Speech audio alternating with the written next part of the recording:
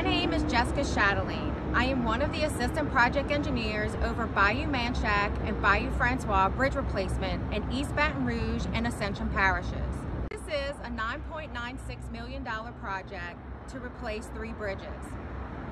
2 bridges at Bayou Manchac, northbound and southbound, and 1 bridge over Bayou Francois, southbound. Bayou Francois bridge replacement is complete and open to traffic as of December 2020. Bayou Manchac southbound bridge is complete and the contractor is currently working on the northbound bridge. Bayou Manchac is scheduled to be completed in the summer of 2021.